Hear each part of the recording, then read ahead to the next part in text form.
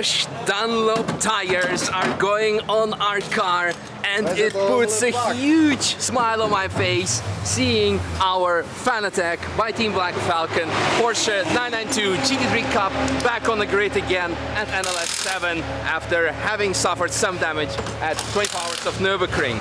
Now today we're going to show you what the damage was, how it was rebuilt and verified to be as a whole. We will also take the car out for its first laps, and I will be joined by my great high school friends, no, not Gio, but Dylan and Jesse, who I've known for over 20 years, and if I would call them in the middle of the night, they would pick up the phone asking, where do I need to go, and not, why are you calling me? By the way, this is so freaking cool. What they bought for Marco, radio controlled C6. And that's something we always used to drink when we were kids.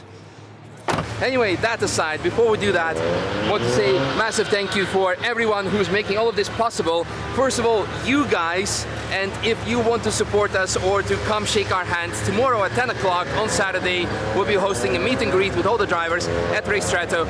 And in case you don't know where Racestrato is, it is in the Nürburgring Boulevard, right here. There you have the roller coaster, here you have Caterham, it's actually on the other side of the boulevard. There you have people waving, BMW, M showroom, and a great coffee. See you guys tomorrow at 10 o'clock. But of course also Fanatec, who's making all of this possible. By using code Misha5, you guys get 5% off their sim racing equipment, with the exclusion of some articles that are already discounted. XXL Nutrition for all the prep. Also by using code Misha, you get 10% on all of their product range, with the exception of already discounted products and some others. And finally, as mentioned, Dunlop and also Bilstein, and in this case, Shining 3D, our technical partner that we use at VULCAN ALPHA, but also this time we've shown you how Team Black Falcon is using it in the rebuilds. So for now guys, enjoy to see, or like nerd yourself out, what the damage was, how the damage was being rebuilt, and after that we'll go for some laps. Finally, almost forgotten one very important thing. Fanatec is running a community challenge now. You can design your own livery for our car, and this will be actually implemented for the next race. So submit your liveries, and now enjoy some technical info. This is definitely a video that I would rather not make. Would have been much better if we have finished the race, and the next video that you would see was actually us driving the next race. But unfortunately, during the 24 hours of Nürburgring, the car suffered a crash or a sudden meeting with a wall that ended our race prematurely around 2 a.m. in the morning. But this brings you interesting content because, of course, the car needs to be rebuilt. So as you see right now, the front of the car has been completely disassembled. The damage has been assessed, and before we start rebuilding it and showing to you how it's being rebuilt, and more importantly, validated whether rebuild has been done properly, let's have a look what the damage is. Our big friend from last year, Alessandro, who was the main mechanic of our M4 GT4, has unfortunately is staying with M4 GT4 this year, so with another car, but he has sacrificed his holidays to help to disassemble this car. It is actually not that bad. As we see, the impact in the front is not too bad. We could have continue to race, repair the car, but unluckily the biggest problem is that the thread from the control arm basically came out. So there was no control for the control arm anymore. Exactly. So this is actually the biggest problem. We couldn't repair that in the night. So unluckily we need to cut everything off. So from here to there, so we need to remove basically all the front of the car, replace it. And then we're basically good to go. Can you buy the whole new front structure from Porsche? You can buy different parts, but in that case, everything is quite broken. We just cut it here, buy it from Porsche, and put a new one. Yeah, and that's the main difference between the normal street car and the race car. Race cars are made to crash and be rebuilt, and therefore you can actually replace every single bit. So as mentioned by Alessandro, if not for this part that you need to cut out the whole structure, if the thread was still in, we could have walked over to Porsche Motorsport and like, we need the whole front structure. And like, here you go. And half an hour later, we'll be probably on the track again. Maybe an hour later. Yeah, maybe a little bit more. Maybe a bit more because we should do an alignment and stuff. But technically, actually, that's what happens to a lot of teams. So, but unfortunately, this made it impossible to continue. So I guess now, as you see, the front structure is there. We're gonna cut it off, or well, yeah, exactly. and remake. And after that, it's going to be important to see if the whole thing is straight again. And for that, let's ask Lapo what we'll be doing with that. Are you thinking what I'm thinking? Yeah, more aero. Exactly. While we're at it, we might as well add a big front splitter. But that's probably a video for another time. I'm sure we already posted something about it. But, Lapo, what are we gonna do here? So since we have a great technical partner, which is Charoudin 3D, and we use them every day, why not utilize their product to then see the difference between a damaged chassis and then a processed and fixed chassis. So we can basically see the difference, for example, if the suspension pickup points are been moved, or if for example, this whole front section, which is a prime example of buckling. So you can see here the structure has been altered. We can take measurements and triangulate all the coordinates and see how big of a difference it made with just a simple impact. For example, all these brackets have been moved quite a bit. If you see from the bottom, there's a very big crease, and we will see probably this angle being higher up and probably moved in quite a bit. And then we see if this moved in any direction. In any direction, yeah. Hopefully not, because if this moves, then the repair needs to go further back in the main chassis area, which is something you don't want, right?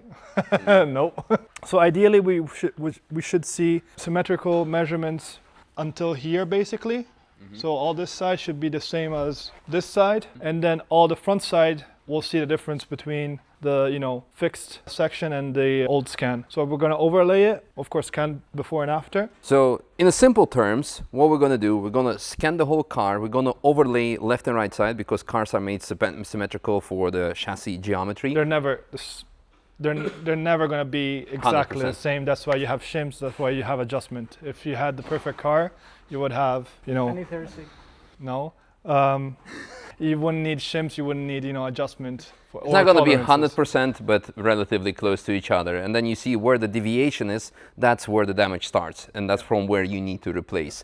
And after that, when the new part comes on, we're going to scan again and verify, confirm, validate if it's the whole structure is symmetrical and therefore fixed. And it's going to be also interesting because we're going to be able to see how the forces propagate through the chassis, because of course the most distortion is going to be at the closest point of impact, but then it's going to further out throughout the chassis because of course all the forces disperse through the structure. So you're going to see less and less deviation from the aligned bodywork, chassis work. Luckily, this was just a tire wall, and not a concrete wall, or even a normal barrier. Yeah. Depending on the damage on the chassis, you would have a problem with the fuel tank. Of course, racing cars, they don't have normal fuel tanks like road cars. They have a proprietary designed fuel cell, which consists of a couple of different layers. So if in a normal fuel tank, you would have, steel, plastic, or aluminum container, and that's it. On a racing car, you have a couple of layers. It can be aluminum. Old school racing cars have aluminum, for example. Even newer racing cars in some categories have aluminum. In this case, you have a special type of carbon fiber, which is very thin and a bit flexible. External layer, then you have an internal layer, which is called the bladder. The bladder is actually the puncture resistant and everything resistant layer, which can be made of different types of materials. Most of the time now, for example, for ATL, they use an aramid type of bladder, which is also, for example, normally called Kevlar, which is very good at, it's so good at not being pursed that they use it for bulletproof vests. Yeah. In this case, so if anything smashes really hard in the system, maybe the external container might crack or break, but the bladder will also absorb the impact and not have anything drip out. Furthermore, inside you also have foam, so you have an insert that basically helps the liquid inside not to swash around, because that will also unsettle the balance of the car quite a bit when you have, like, for example, this is I think 100 liters or something like that, or 80 or 100 liter fuel cell. So if you have, like, say 50 kilos, if you not have it full, completely full, you have some airspace.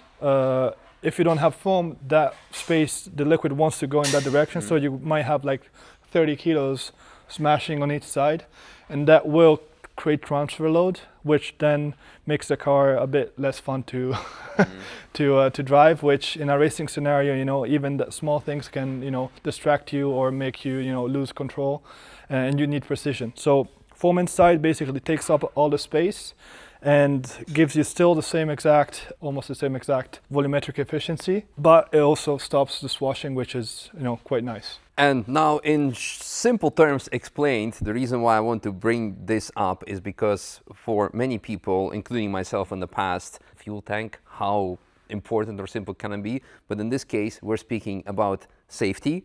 We are speaking about also driving dynamics, so it will not squash around, especially when the fuel tank is mounted on the front in a very front sensitive car such as the Cup car. And number 3, we have a quick fill system here that saves us time on pit stops, on refueling, and therefore gives us another competitive advantage on fueling. So all in all, ATL, fantastic piece of equipment that's unfortunately quite often hidden, but it gives you a lots of peace of mind and confidence, and also a bit of competitive advantage. This is why I also run ATL on my Civic and Corvette and 190 and the Cup car. All right?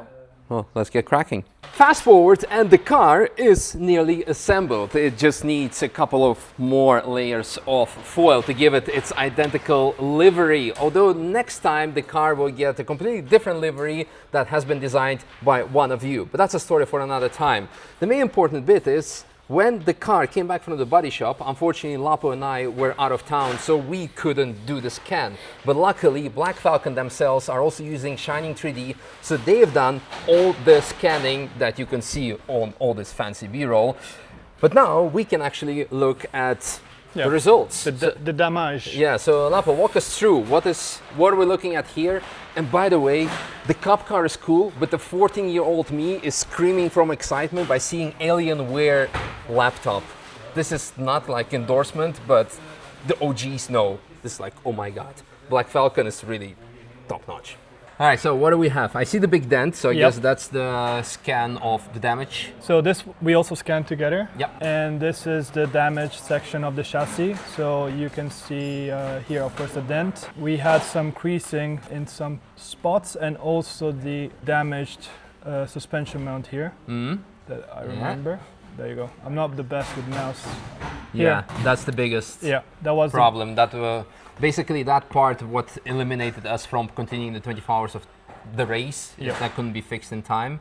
So also you can see here that there is some some creasing and some deviation of the top section of the chassis. Also, what it was very noticeable from the front, the twist. So you can see here how much the chassis has literally twisted on one side. So this front right side has moved up because of the impact. Yeah. So we have the reference data. So this is the chassis fixed. Okay. Just to move it up so we can see that there's no exactly. dent. This so is the fixed one. How was it fixed? It was basically this whole front section. You see This is the scan after the fix. This basically. is the scan after fix. Of course, you cannot scan it while they're fixing it. Yeah, no, of course. But this is the final result. Yeah. And then you overlay two over each other. Exactly. So basically, how they did it is they took these rivets off, and basically this whole front section here, this whole top got, extracted and replaced. Everything that was also bent, so probably even this section here, we're gonna see it later. If it was bent, also replaced, and how they do it is of course the same. So basically ribs, ungluing, bolts, unriveting, welds needs to be cut and then re-welded and then re-glued on top. This has all been done with, for example, taking the not moved suspension pickup points or chassis points as reference. So you have a big chassis jig where the chassis is bolted to, and that they know where the stuff is straight or not. And from there, then you reconstruct the front end. Yep. Of course, if you would see damage in this position here, or even in this position here, then probably the chassis would be, I would say, almost totaled. But fortunately, from what we saw, the damage, most of the damage was concentrated on the frontal zone, which is, you know, on race cars, it's normal to get replaced, even multiple times. Let's go back to the front view. So you see now everything is quite straight.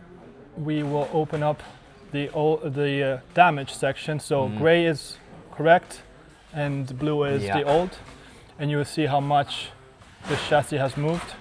Wow. So here you have reference, and also on this side you see how much it has deviated. Moved out. Yeah, also then. on the side. So Yeah, because the impact was here, so of course it's... you see where the chassis didn't move is where the mesh is closely related. So when it gets zebraed, let's call it, is where the mesh, the scan data is, you know, in the same exact position. And then the further you go up, the further the chassis has moved. So you can see it already here in this position here. There is still movement. There's movement because you see the bolt heads have slightly moved. Let me go on the side view. So from here, you see this is the main chassis bulkhead. It's all straight. And then the further you go out, so as always, when you have an impact, you have deformation of the main chassis members. Yeah. And there's progression from the outer to the inner part. And the closer you go to the more rigid stuff, there's less movement in the chassis. So here the bolts have moved probably 0.5 mil. I don't want to start messing with their PC, but here you see probably 0.5 mil. And then the further you go out, let's see here, then it starts to get bigger and bigger. So here also the chassis has moved up, so you see it less, but let's say sideways, so you see it less. But then you go to it's a cascade effect, then everything gets exaggerated the closer you get to the impact zone. So top we view, see the dent.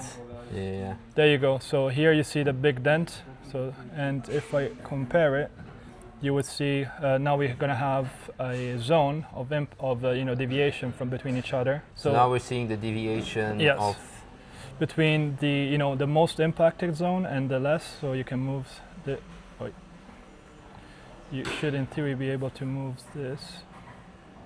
So here you can see the most and least impacted zones.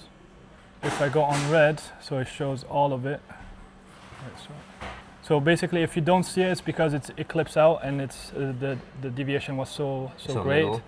Great. Yes. So blue, it gets more and more in different axes, and the green is where 0.09 is where there's the minimum amount, where is the chassis, where we also saw that the bolts were in the same position. Yeah. But if we go, for example, to this area, we saw lots of movement. You have a -4, so it went. Is it in millimeters or? In millimeters, yes. Yeah. So 4 millimeters in the x-axis. The deviation. Yes. Yeah. Of course, we could probe it. So, for example, the guys already probed it here, and this is 6 millimeters out.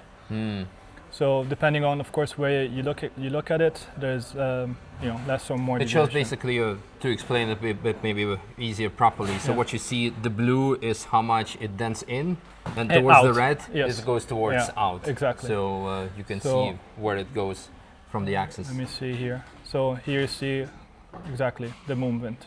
Anyway, I'm sure we can nerd you out for hours about all of this data, but for that, subscribe for more technical content. But more importantly, we have seen how much the damage actually was and whether the repairs have been done correctly. Because driving this baby at absolute limit at the world's most demanding racetrack, you want to make sure that everything is correct, not just because a guy who fixed it says so. The data cannot lie, and for that we're very happy to have Shining 3D on board for all of our work, but also for this. And hopefully this shows also to you how 3D scanning can be applied, not only in our case most of the time in prototype manufacturing and also development, but also in fixing and validating. Quality control. Quality control, but also not only when the car gets crashed, but at the end of the season, maybe you want to run a scan to see after 3, 4, 5,000 kilometers of Nordschleife, whether the chassis or some suspension pickup points didn't get bent or dent. Yep. Could also be an Because that's point. something you cannot visually see. If you have 0.5 on a millimeter in one position, and you might have 2 or 3 millimeters. Of course, that's a bit, exaggerated. And but someone might say like, oh, you know, the alignment is off. No, you just cannot drive. Exactly. And they're like, no, you just see on the data, Yeah. this is the actual reason. Anyway, again, we can talk for hours, but should we take this baby for a lap? Let's go, let's go.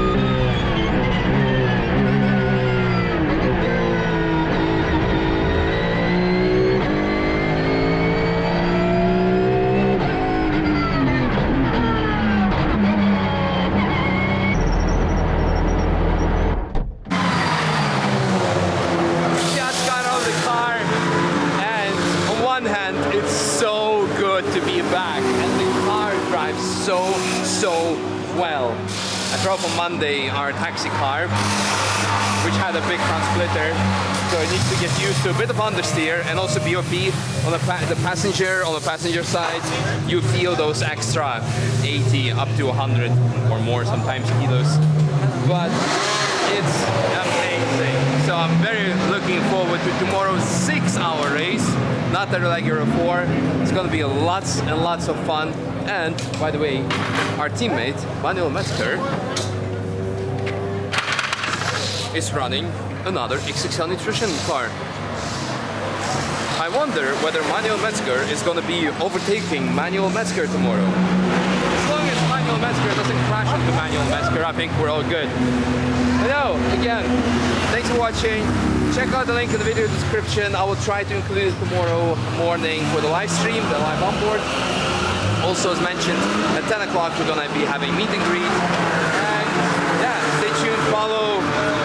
Very much looking forward to being racing tomorrow. Thanks for watching, and see you. Did I drive too fast? Maybe. Home.